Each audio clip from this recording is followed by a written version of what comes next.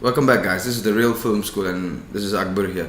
Okay, you're going to learn about the most important chapter in filmmaking. This is the most important, and if you cannot understand this, and if you get this wrong, everything that I'm going to teach you, you're going to get it wrong. Everything, you're going to get it wrong. So, learn slowly and learn fully. Learn slowly and learn fully. Remember that you can learn something wrongly. There is something like that called learning wrongly. I know everyone says learning is good, but you can learn something wrongly. You can misunderstand it, and you can apply it, and you can get the wrong results thinking that these are the right results and put yourself in a mess. And you know what? By the time you are done with the entire journey, then you realize that you actually learned wrongly. Instead of doing that, be smart. Learn, always tell yourself to learn something slowly and learn fully. And if it takes time, it's okay. It's better than wasting a lot of time and correcting your journey and losing a lot of resources. So, what is a film? What is a film? This is the most important question, isn't it? Because everything that you're trying to figure out has to tie down back to this. Have to tie it down back to this. So what is a film? Some say that a film is a concept. Some say that a film is a story. Some say it's entertainment. Some say it's supposed to be fun. That's what a film is. There are so many explanations and philosophies behind what is a film, but none of them seem to be universal. One say that it's supposed to be entertaining, but then you have a sad film, it becomes a big hit. One says there's a story, but then there's Forrest Gump, there's no story, and it's a hit. So what is the truth? What is a film? A film is an experience. What is an experience? When I say experience, generally, there are three understandings of experience. The first one is you had a bad fallout with your ex-girlfriend or boyfriend, and you had a horrible experience. Now that is something from the past. You ran a business and everything went south. That's something from the past. So you learn from your experience. So that's one kind of experience. It goes back to the past. Second kind of experience is that, for an example, if you were to enter a restaurant, the designers of the restaurant would want to ensure they give you a great experience. As you walk in, you get seated, the way the waiter comes and speaks to you and takes your order, deliver the food, how it tastes, how it smells, the packaging, the plate, so on and so forth, how you leave, how they give you the bill, how they speak to you, polite, blah, blah, blah. That's a second form of experience. You walk inside the Apple store and the way the people in Apple design the store for you, how it's all placed out and how it's all spaced out, all of that is also designing an experience. But when I say experience, in the context of film, what I mean is human experience, self-experience. That's what I mean by that. A simple way of catching this is you go on a roller coaster, up and down. Whoa, what happened to your mind? What are the thoughts? You thought you're gonna die, you thought you're gonna get flung out. You see, I could recollect my experience and I'm telling you that I thought I'm gonna be flung out. There were so many points in the roller coaster where I thought that this should stop. A lot of things were happening inside me, right through my blood, right through my brains, and so much of stuff, right? That's an experience. Imagine that if you're gonna tell an investor that I want this film to be like a roller coaster ride. Can you see the link? That you want the experience to be similar to that of a roller coaster ride. Up and down, you can't predict what's gonna happen, and you're always on the edge, like you're gonna be flung out for your life, right? Second example of an experience is that imagine that right now you are down in the street standing, someone comes up to you and points a middle finger at you and tells you that, what the fuck are you looking at? Imagine if that would have happened to you. Imagine what would you experience. The first thing I would go through is like, I'll just look at the guy in total shock and my mind would go blank. They say that a male generates like 60 or 70,000 thoughts a day. I think at that instant where that happens, you will just see zero thoughts in my eyes. Boom.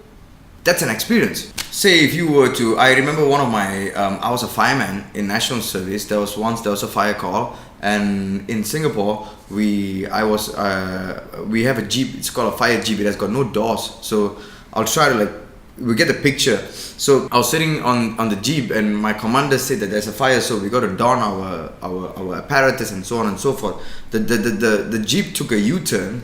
I flew out of the jeep. I landed on the floor. I was thrown out. I was like rolling. I was like literally, what's the word?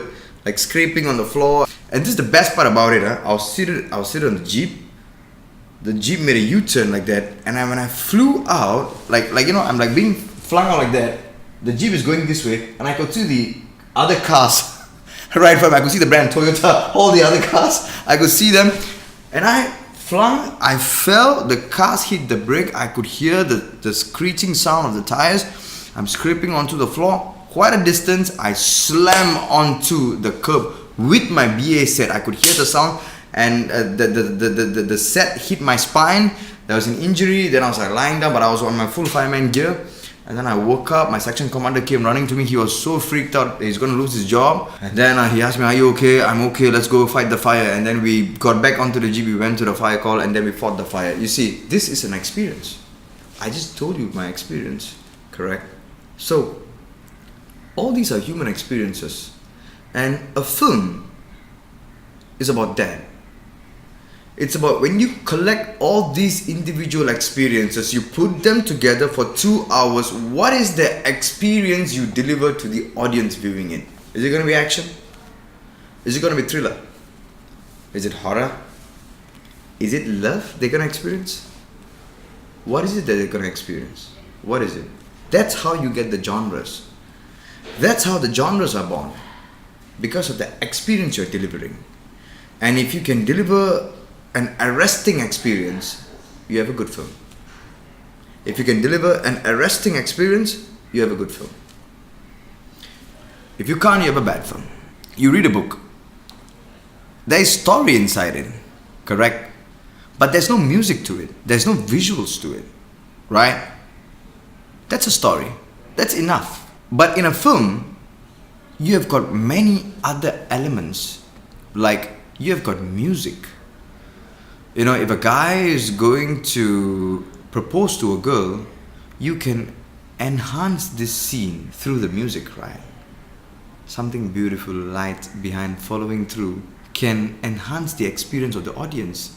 They fall in love with the character trying to propose to another girl, correct?